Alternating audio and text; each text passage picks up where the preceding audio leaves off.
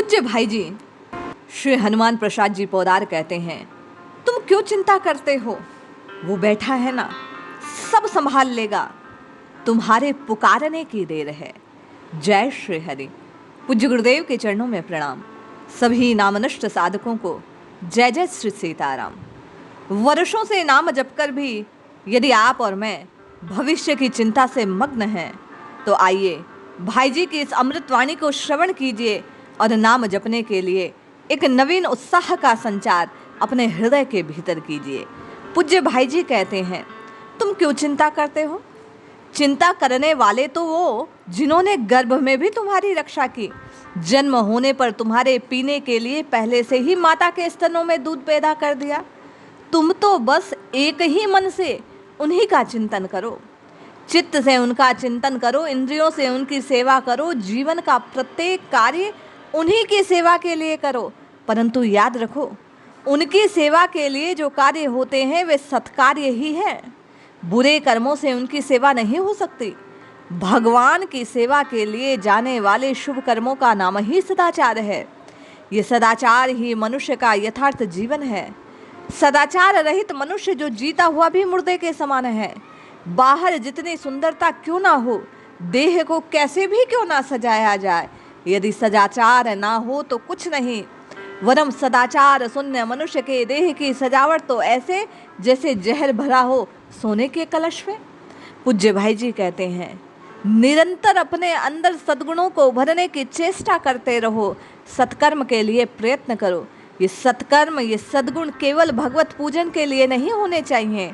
इनके बदले में मिलने वाली लौकिक पूजा मान बड़ाई को यदि इसका फल समझ बैठोगे तो याद रखो, गिरते देर नहीं लगेगी। सद्गुण सत्कर्म सारे शीघ्र नष्ट हो जाएंगे। देवी संपदा के गुण भगवान के आश्रय पर ही ठहरते हैं, मान सम्मान या पूजा प्रतिष्ठा के आधार पर कदापि नहीं। जिसके जीवन का लक्ष्य भगवान होता है, जो इस लक्ष्य को दृढ़ता के साथ बनाए रखता है।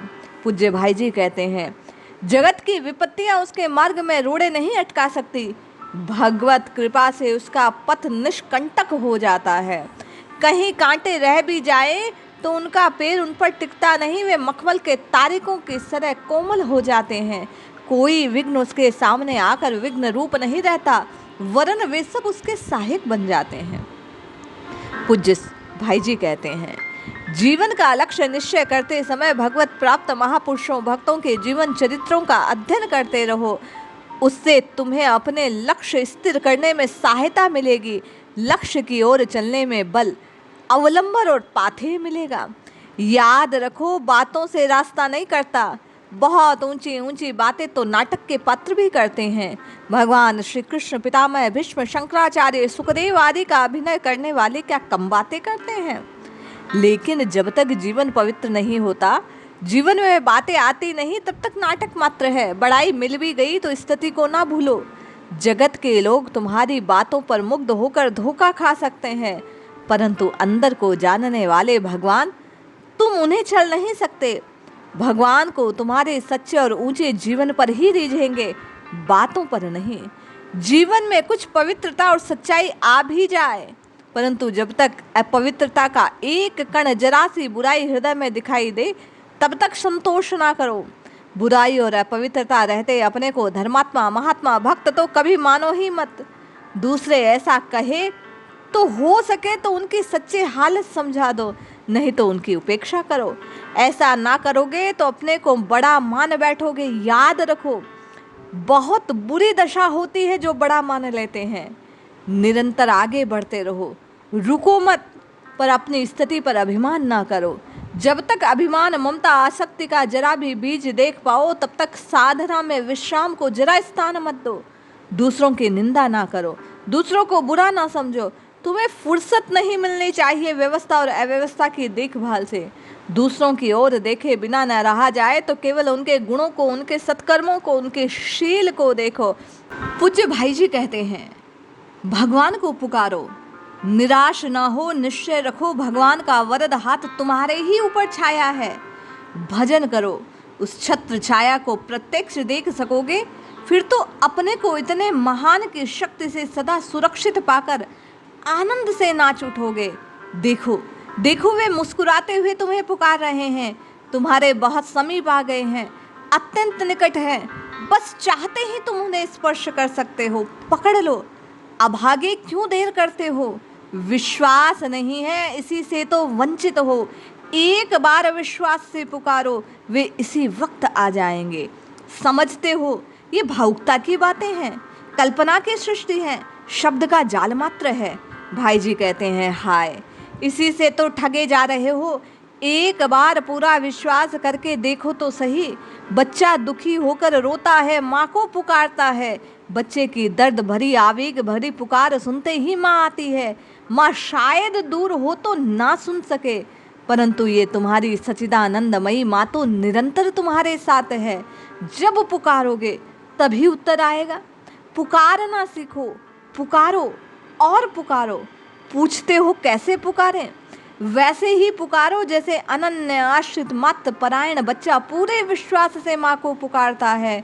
पुकारना तो तुम जानते हो, परंतु विश्वास नहीं करते, इसी से नहीं पुकार पाते।